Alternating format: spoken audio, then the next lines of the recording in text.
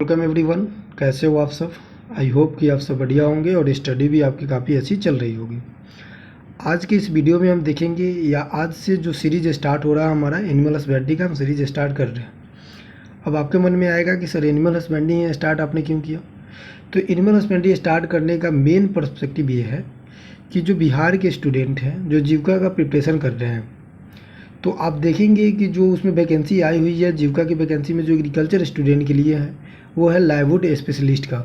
तो लाइववुड स्पेशलिस्ट में उस सिलेबस को अगर देखा जाए, एग्रीकल्चर सिलेबस की मैं बात कर रहा हूँ, तो वहाँ पे 50% से ज़्यादा यानी कि मोर देन 50% जो सिलेबस है वो आपको एनिमल हस्बेंड्री से देखने को मिल जाएगा।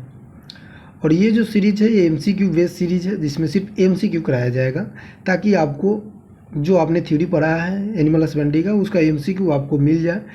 इससे क्या होगा, क्वेश्चन प्रैक्टिस हो जाता है। क्वेश्चन प्रैक्टिस से क्या होता है, जो चीज़ें हमने थ्योरी में पढ़ा है वो भी, या जो ना पढ़ा है वो भी, उसका प्रैक्टिस होगा और एग्ज़ाम में काफ़ी इसका एडवांटेज देखने को मिलता है। बाकी ये ऑब्जेक्टिव रहने वाला है। अगर सेशन आपको सही लगता है तो कमेंट में बताइएगा। इसका सब्जेक्टिव पोर्शन भी अगर आप चाहते हैं कि सब्जेक्टिव करा दीजिए, थ्योरी पोर्शन करा दीजिए कि एनिमल हस्बेंड्री क्या होता है, यानी कि 0 से हीरो तक, तो वो भी हम करा देंगे अगर आप बोलोगे तब। तो अगर आपको चाहिए कि एनिमल हस्बेंड्री का थ्योरी पोर्शन भी, तो आप कमेंट में ज़रूर अपना राय बताना कि आपको एनिमल हस्बेंड्री का थ्योरी चाहिए या नहीं चाहिए। आज हम स्टार्ट करेंगे सिर्फ MCQ में देखेंगे, बेसिक से MCQ चलेंगे। और ये जो बुक है SR कांतवा है, SR कांतवा आप जानते हैं कि ये बुक का MCQ स्टोर है, यानी कि यहाँ पे बहुत सारे MCQ हैं पर्टिकुलर अलग अलग चैप्टर वाइज। और ये क्वेश्चन कहीं ना कहीं किसी भी एग्ज़ाम में देखा गया है। तो प्रीवियस ईयर एक जो क्वेश्चन होता है उसको लगाने से ये हो जाता है कि अनुमानित हो जाता है कि एनिमल हस्बेंड्री अगर पढ़ रहे हैं तो किस पोर्शन से कितना क्वेश्चन आने वाला है। और आपको जीविका में क्लियरली वहाँ बताया भी गया है कि एनिमल हस्बेंड्री जो पोर्शन है वहाँ से आपका मल्टीपल ऑफ क्वेश्चन देखने को मिलेगा, और उसका सिलेबस भी हमने आपको जिक्र किया था।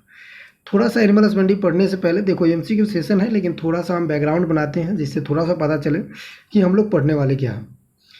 सबसे अगर हम पहले बात करें तो एग्रीकल्चर की एक ब्रांच होती है एनिमल हस्बेंड्री। अब एग्रीकल्चर क्या है ये सब आपको पता होगा, ये बेसिक चीज़ें हैं। तो एग्रीकल्चर की एक ब्रांच है एनिमल हस्बेंड्री। अब एनिमल हस्बेंड्री जो शब्द है वो दो शब्दों से मिलकर बना है, एनिमल और हस्बेंड्री से। अब आपसे पूछ लिया जाएगा किस भाषा से लिया गया है, यानी कि किस वर्ड से ड्राइव है। तो जो एनिमल हस्बेंड्री होता है वो लैटिन वर्ड से ड्राइव होता है, यानी कि लैटिन भाषा से लिया जाता है। अब लैटिन भाषा से एनिमल हस्बेंड्री लिया, और एनिमल हस्बेंड्री में हम दो सेंटेंस यानी कि एनिमल्स और हस्बेंड्री से मिलकर बना हुआ। अब जो एनिमल है, एनिमल्स का मतलब होता है लाइव स्टॉक। लाइव स्टॉक को हिंदी में कहते हैं पशुधन। लाइव स्टॉक का मतलब होता है कि जितने भी डोमेस्टिक एनिमल्स होते हैं उसे हम लाइव स्टॉक कह सकते हैं, यानी कि जो भी पालतू हमारे पास जानवर होते हैं, डोमेस्टिक एनिमल होते हैं, घरेलू जो एनिमल्स होते हैं, उसे हम लाइव स्टॉक कहते हैं। और हस्बेंड्री का मतलब होता है हु वन टेक केयर, यानी कि जो पर्सन, देखिए ये हस्बेंड्री जो शब्द है ये हस्बैंड से लिया गया है। और हस्बैंड का मतलब क्या होता है, जो अपने वाइफ को केयर करता है। तो यहाँ एनिमल्स उसके लिए वाइफ नहीं होगा, लेकिन हस्बेंड्री का मतलब वही होता है कि किसी चीज़ का केयर करना। तो आप एनिमल का हस्बेंड्री कर रहे हैं तो एनिमल्स का केयर करना। अब केयर करना डैट मीन्स उसका सारे मैनेजमेंट को आपको देखना, प्रबंधन को देखना। प्रबंधन में जैसे राशन मैनेजमेंट आ जाएगा, उसके साथ साथ ब्रीडिंग मैनेजमेंट आ जाएगा, हाउस मैनेजमेंट आ जाएगा। ये सारी चीज़ें जब हम करते हैं किस लिए, तो प्रोडक्शन बढ़ाने के लिए या प्रोडक्शन वहाँ से अपटेक करने के लिए, तो उसे हम एनिमल हस्बेंड्री पढ़ते हैं। और ये एग्रीकल्चर का ब्रांच है। और एनिमल्स हस्बेंड्री में हम एनिमल्स से लेकर यानी कि रेयरिंग से लेकर उसके ब्रीडिंग, उसके मिल्किंग यानी कि उसके प्रोडक्ट तक सारी चीज़ें के जो हम पढ़ाई करते हैं, जो स्टडी करते हैं, उसे एनिमल हस्बेंड्री कहते हैं। यानी कि आप मोटा मोटी ये समझे कि एनिमल्स के बारे में पढ़ना एनिमल हस्बेंड्री कहलाता है। अब एनिमल्स के बारे में क्या क्या हो सकता है, पहले तो जनरल इंट्रोडक्शन होगा कि एनिमल्स होता क्या है, फिर एनिमल्स क्यों हम पालते हैं, लाइव स्टॉक जो एनिमल्स होते हैं यानी कि डोमेस्टिक एनिमल्स होते हैं इसको क्यों पालते हैं, किस एनिमल से क्या प्रोडक्शन मिलता है, प्रोडक्शन वाइज रैंकिंग क्या है इंडिया में, इस प्रोडक्शन से क्या एडवांटेज है, इकोनॉमिकल कितना सपोर्ट मिल रहा है देश में। तो ये सारी चीज़ें हम एनिमल्स के बारे में, एनिमल्स के रिगार्डिंग, एनिमल्स के इर्द गिर्द पढ़ते हैं, तो उसे हम एनिमल हस्बेंड्री कहते हैं। ठीक है, तो सब्जेक्टिव हमारा ये पार्ट नहीं है, यानी कि थ्योरी का पार्ट नहीं है कि हम लंबा चले, तो थोड़ा बहुत हमने बता दिया कि क्या क्या होने वाला है, कैसे क्लास चलेगी। फर्स्ट क्वेश्चन के देखते हैं। अब क्वेश्चन की तरफ आ जाते हैं। क्वेश्चन की तरफ अगर आते हैं तो यहाँ पे पहला जो क्वेश्चन है हमारा वो है कैटल्स। अब कैटल्स क्या होता है? देखो कैटल्स जो होता है जिसमें बुफैलो एंड काऊ दोनों आ जाता है, ठीक है, उसे हम कैटल्स कहते हैं, यानी बुफैलो और गाँव के समूह को हम कैटल्स कह सकते हैं। जैसे आप कैटल्स कहोगे तो इससे पता चल जाएगा बुफैलो और काऊ दोनों का, मवेशी की बात आप कर रहे हैं। उसके बाद अगर बात करें कैटल्स एंड बुफैलो, एक मिनट, कैटल्स एंड बुफैलो थोड़ा सा छोटा कर लेता हूँ। Cattles and buffalo belong to family. Cattles और बुफैलो जो होता है वो किस फैमिली से बिलोंग करता है?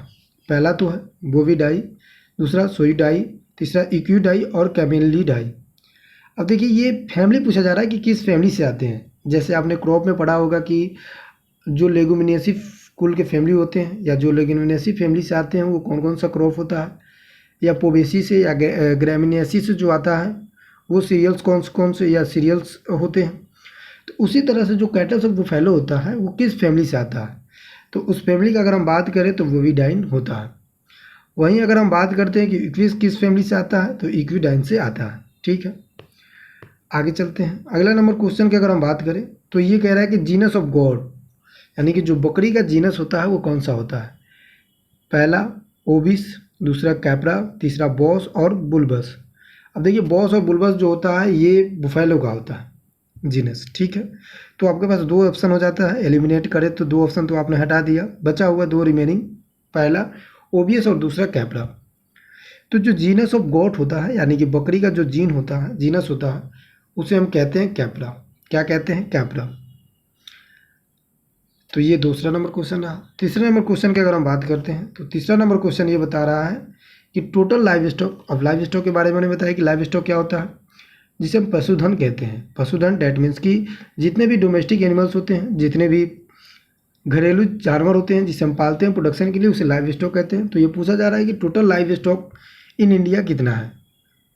तो देखिए अभी जो करेंट डाटा है उसका तो अपडेट आया नहीं है, तो प्रीवियस डाटा के अकॉर्डिंग ही पढ़ना पड़ेगा। तो उस डाटा के अकॉर्डिंग चले, अगर पिछले डाटा के अकॉर्डिंग, तो 470 मिलियन टन हमारा लाइव स्टॉक पॉपुलेशन है इंडिया में, ठीक है। अगला नंबर क्वेश्चन की अगर हम बात करें तो अगला नंबर क्वेश्चन है blue revolution is related to. अब देखो जैसे हम लोग एग्रीकल्चर पढ़ते हैं उसमें रेवोल्यूशन बहुत सारे आते हैं। अब रेवोल्यूशन का मतलब होता है हिंदी में अगर बोले तो क्रांति, लेकिन रेवोल्यूशन का मतलब हम अगर समझे तो किसी भी पर्टिकुलर टॉपिक पे,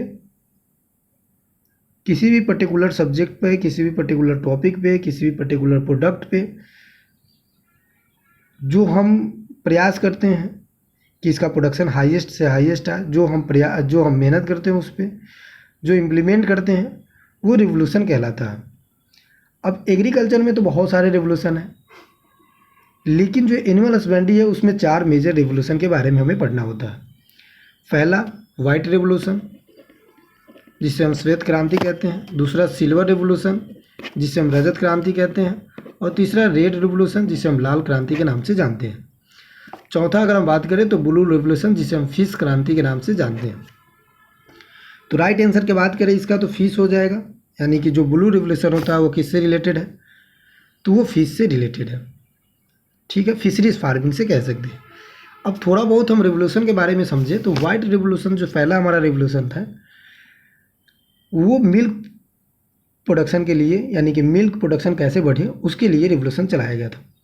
अब देखो जैसे हमने आपको बताया कि रिवोल्यूशन क्यों होता है, किसी भी टॉपिक पे, किसी भी सब्जेक्ट पे, किसी भी प्रोडक्ट पे हम स्पेशल केयर करते हैं, स्पेशल ध्यान देते हैं कि ताकि उसका प्रोडक्शन जो हो वो काफ़ी बढ़ जाए, उसे हम रेवोल्यूशन कहते हैं। जैसे हमने वाइट रेवोल्यूशन को स्टार्ट किया मिल्क प्रोडक्शन के लिए, तो वाइट रेवोल्यूशन अगर पूछ लिया जाए कि रिलेटेड टू, तो आप बताओगे मिल्क प्रोडक्शन।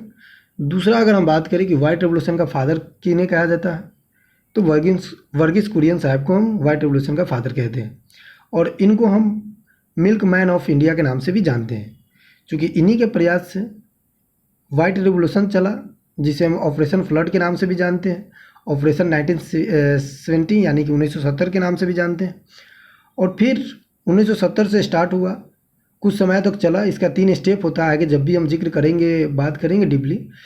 तो 1996 में जाके इंडिया नंबर 1 बनता है, किसमें, तो मिल्क प्रोडक्शन में। और उस समय से लेकर आज तक, यानी कि 2025 तक, आज तक इंडिया मिल्क प्रोडक्शन में सबसे नंबर 1 है। दूसरा रेवोल्यूशन की बात करें तो सिल्वर, जिसे हम रजत क्रांति कहते हैं। अगर रजत क्रांति के हम मदर की बात करें तो इंदिरा गांधी को हम रजत क्रांति के मदर कहते हैं।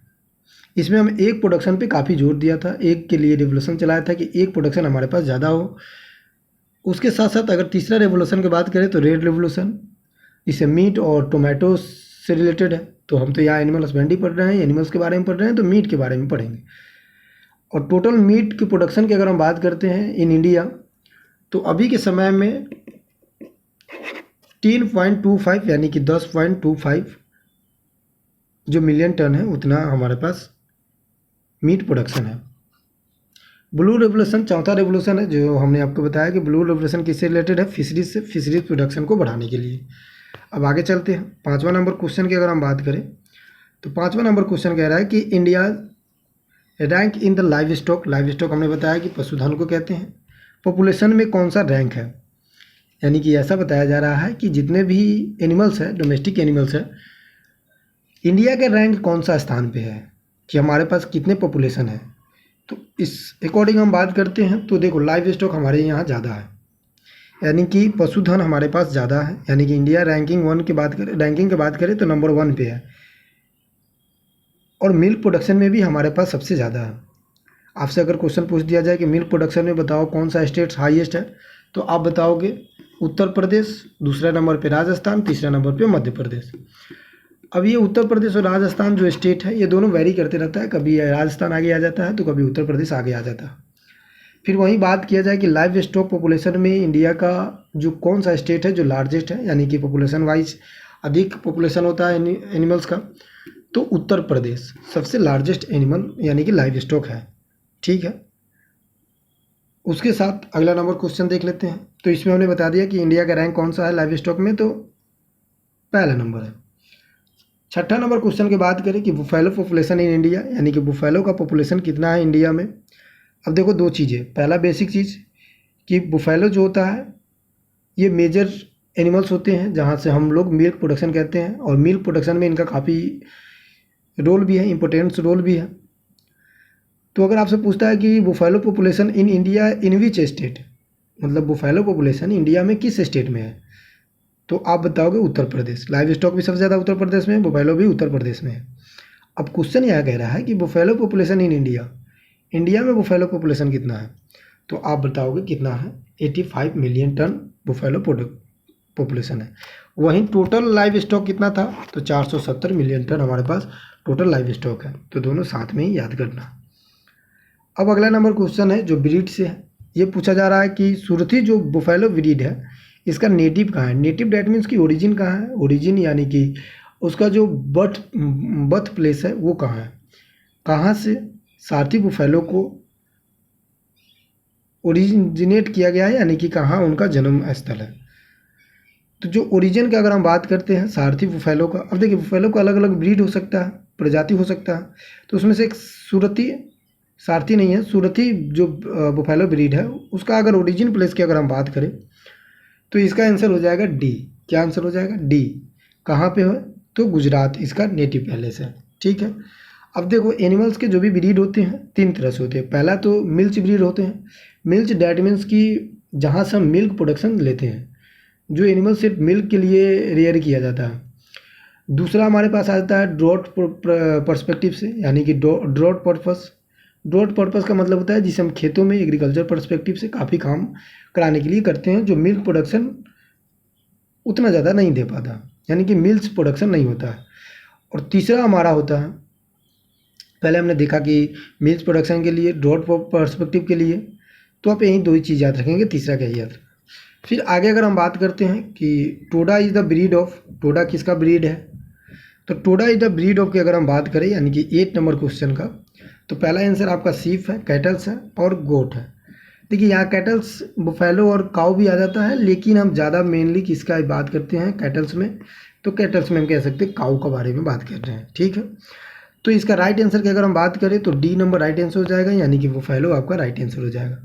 और ये जो टोडा है इसका ओरिजिन प्लेस की अगर हम बात करें तो साउथ इंडिया में, यानी कि साउथ इंडिया में आपको टोडा एनिमल्स ज़्यादा देखने को मिलता है। तो टोडा एनिमल्स का जो ब्रीड है वो किस एनिमल्स का है, तो वो बुफैलो का है।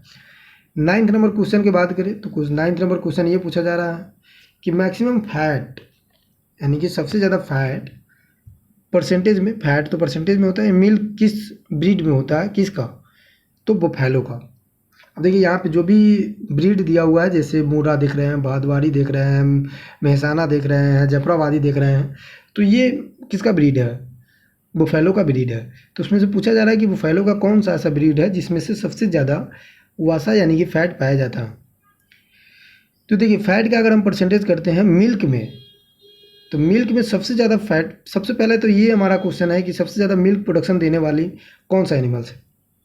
तो जो मुर्रा होता है बुफैलो का, वो सबसे ज़्यादा मिल्क प्रोडक्शन देती है। अभी ये राइट आंसर का मैंने बात नहीं किया, अभी सिर्फ ये बताया कि मुर्रा हाईएस्ट प्रोडक्शन देती है। उसके साथ दूसरा क्या है कि मेहसाना, इसका जेस्टेशन पीरियड ज़्यादा होता है। जेस्टेशन पीरियड डेट मीन्स कि ऐसा कह सकते हो आप गर्भकाल। जेस्टेशन पीरियड का मतलब होता है conception of animals to birth of animal, यानी कि जब एनिमल प्रेग्नेंट होती है उस समय से लेकर जब वो बच्चा देती है उस समय तक, जो पेट में उसका जब वो प्रेगनेंसी के दौरान होती है, बच्चे जब माँ के पेट में होता है, तो उसे हम ऐसा कह सकते हैं जेस्टेशन पीरियड। तो मेहसाना का जेस्टेशन पीरियड अधिक होता है। चौथा नंबर है कि जफराबादी को हम बोलते हैं मिनी एलिफेंट। ये हेवीएस्ट ब्रीड होता है एनिमल्स का। और इस क्वेश्चन का अगर हम राइट आंसर का बात करते हैं तो सी नंबर हमारा राइट आंसर हो जाएगा, यानी कि 9th का सी हो जाएगा। भदवारी जो ब्रीड होता है इसमें फैट परसेंटेज ज़्यादा पाया जाता है। और वहीं अगर हम बात कर ले कि कितने परसेंट पाया जाता है, तो आप ऐसे कह सकते हो कि 8 से लेकर 12.5 तक, या फिर 13% कह सकते हो। एग्जैक्ट डाटा अगर पूछे तो 13% कह सकते हो, अगर रेशियो में पूछे तो 18 से इतना परसेंट पाया जाता है। ठीक है, अगला क्वेश्चन देखते हैं। अगला क्वेश्चन 10th नंबर है। 10th नंबर क्वेश्चन ये पूछा जा रहा है कि हाईएस्ट मिल्क इल्डर इज, यानी कि सबसे ज़्यादा जो मिल्क प्रोडक्शन देने वाला है किसका? बुफैलो का। वो कौन सा ब्रीड है? तो जैसा कि हमने आपको बताया था कि जो मुर्रा होता है, पहला नंबर 9th नंबर क्वेश्चन याद कीजिए, जो मुर्रा होता है वो सबसे ज़्यादा मिल्क प्रोडक्शन देता है। मेहसाना जिसका जेस्टेशन पीरियड ज़्यादा होता है। जेस्टेशन पीरियड क्या होता है? तो conception to birth of animals, यानी कि जब वो प्रेग्नेंट होती है, ब्रीडिंग कराते हैं, ब्रीडिंग के दौरान वो प्रेग्नेंट हो जाती है, प्रेग्नेंट के दौरान का जो समय है, जो बच्चा माँ की गोद में होता है, तो उसे हम कहते हैं जेस्टेशन पीरियड। हर एनिमल्स का जेस्टेशन पीरियड अलग होता है। तो अगर हम बुफैलो का जेस्टेशन पीरियड की बात करते हैं तो बुफैलो का आपका जेस्टेशन पीरियड हो जाता है 310 +-5 इसलिए कि ऊपर नीचे हो सकता है, एग्जैक्ट 10 ही हैं, लेकिन कभी कभी हो सकता है 15 दिन भी लगे, 305 दिन में भी हो जाएगा। वहीं अगर हम काऊ का बात करते हैं तो काऊ का जेस्टेशन पीरियड 285 +-5 होता है। ठीक है, आगे अगर हम बात करें 11th नंबर क्वेश्चन का, तो 11th नंबर क्वेश्चन कह रहा है कि FMD is the caused by, यानी कि FMD होता है जो फूड माउथ डिजीज होता है, वो किसके द्वारा, किससे कॉज होता है?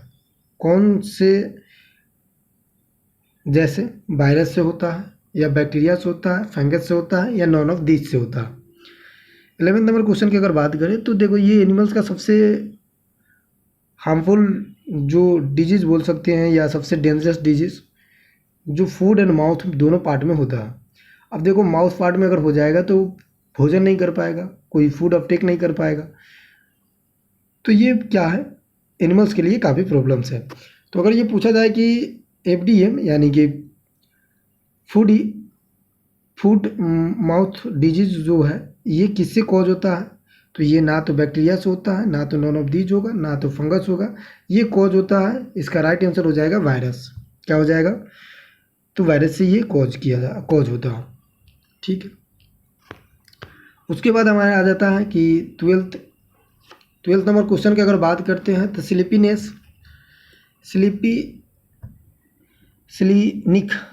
कह सकते हैं, स्लीपिनिक भी कह सकते हैं, स्प्लिंग भी कह सकते हैं। तो स्प्लिंग फीवर जो होता है उसका दूसरा नाम क्या होता है, यानी कि कौन सा ऐसा जो डिजीज होता है उसको हम स्प्लिनिक फीवर के नाम से जानते हैं। स्प्लिनिक फीवर के नाम से जानते हैं, उस डिजीज़ को क्या कहते हैं? देखो हमने बताया कि फूड माउथ जो डिजीज होता है ये माउथ पार्ट में होता है, ये डेंजरस डिजीज होता है और ये इस वायरस से होने वाला डिजीज है। लेकिन वहीं अगर हम बात करें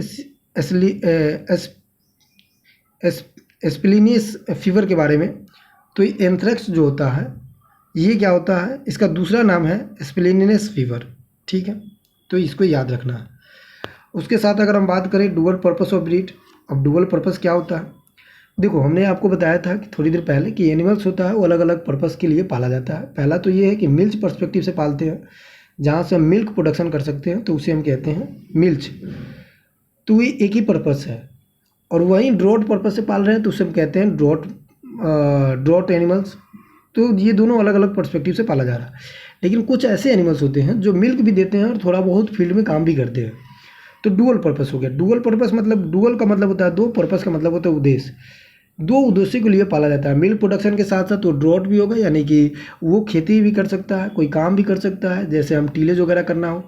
आज के दौरान में तो बहुत सारे इम्प्लीमेंट आ गए हैं, इक्विपमेंट आ गए हैं, लेकिन कुछ समय पहले की बात करें तो वहाँ पे एनिमल्स के द्वारा ही टीलेज किया जाता था, बेड प्रिपरेशन तैयार किया जाता था। तो डुअल पर्पस का मतलब क्या होगा, दो काम जो एनिमल्स करता हो, मिल्क भी देता हो और फील्ड में भी काम करता हो। तो डुअल पर्पस जो ब्रीड होता है किसका, काऊ का, तो स्पेशली काऊ का पूछा जा रहा है। और हर एनिमल्स का डुअल पर्सपेक्टिव जो ब्रीड होता है वो अलग अलग होता है। तो अगर हम बात करें 13 नंबर क्वेश्चन यानी कि 13 नंबर क्वेश्चन का, तो जो डुअल पर्सपेक्टिव होता है वो थरपाकर होता है। कौन होता है, थरपाकर जो काऊ का ब्रीड होता है वो डुअल पर्सपेक्टिव होता है। जो एनिमल्स जो काऊ का ब्रीड होता है वो मिल्क भी प्रोडक्शन करता है, यानी कि मिल्क प्रोडक्शन के साथ साथ वो एग्रीकल्चर पर्सपेक्टिव से भी काम करता है। 14 नंबर क्वेश्चन की बात करते हैं, तो कैटल्स प्लग अनदर नेम। अब देखो जैसे स्प्लेनिनस फीवर का अनदर नेम एंथ्रेक्स था, एंथ्रेक्स को ही बोलते थे, उसी तरह से कैटल प्लगिंग का जो प्लग होता है उसका अनदर नेम क्या है, यानी कि किस डिजीज़ को कैटल प्लग के नाम से भी दूसरे नाम से जाना जाता है। 14 नंबर क्वेश्चन की बात करते हैं, तो राइट आंसर हो जाएगा हमारा रिंडरपेस्ट। और ये तो क्वेश्चन है, मैं 100% कह सकता हूँ कि अगर क्वेश्चन बनाने वाले ने थोड़ा सा भी एनिमल हस्बेंड्री पढ़ा है या थोड़ा सा एनिमल हस्बेंड्री के बारे में जानता है, तो अगर डिजीज से बनाएगा तो ये दोनों में से एक क्वेश्चन तो जरूर आपको देखने को मिलेगा जीविका वाले एग्जाम में। अदरवाइज ये किसी भी एग्जाम में देखने को मिल ही जाता है, क्योंकि एनिमल हस्बेंड्री का सबसे इंपॉर्टेंट क्वेश्चन इसी को माना जाता है। ऐसे तो हर क्वेश्चन इंपॉर्टेंट है, लेकिन यहाँ थोड़ा कन्फ्यूजिंग है, तो आपको भी पता है कि अब कन्फ्यूजिंग क्वेश्चन ज़्यादा दिया जाता है, तो यहाँ से क्वेश्चन आता है। तो कैटल्स प्लग किसे कहते हैं वो याद रखना है कि रिंडरपेस्ट का दूसरा नाम होता है। स्प्लिनिनस जो फीवर होता है वो एंथ्रेक्स का होता है, तो ये दोनों याद करते हुए चलना है। अगला क्वेश्चन है yellow colour of yellow colour of cow milk is due to presence of. अब देखो यहाँ पूछा जा रहा है कि जो मिल्क होता है, अब देखो जैसे आपने बुफेलो मिल्क देखा होगा तो वो वाइट होगा, लेकिन वहीं जब आप काउ मिल्क देखेंगे तो थोड़ा सा येलो कलर का होता है। अब बुफेलो वाइट कलर का है और जो काऊ का मिल्क है वो येलो कलर का है, इसमें दोनों में क्या अंतर है, तो सबसे पहला तो ये अंतर है कि इसमें बीटा कैरोटीन पाया जाता है। कौन सा कैरोटीन, बीटा कैरोटीन पाया जाता है, ठीक है। और ये कैरोटीन की वजह से दूध क्या होता है, पीला रंग का होता है, यानी कि येलो रंग का हो जाता है, ठीक है। तो 15 नंबर क्वेश्चन की बात करें तो यहाँ पे हमने बताया कि कैरोटीन नाम के प्रेजेंट होते हैं। कैरोटीन की वजह से क्या होता है कि उसके जो मिल्क है वो मिल्क येलो कलर को आपको देखने को मिलता है।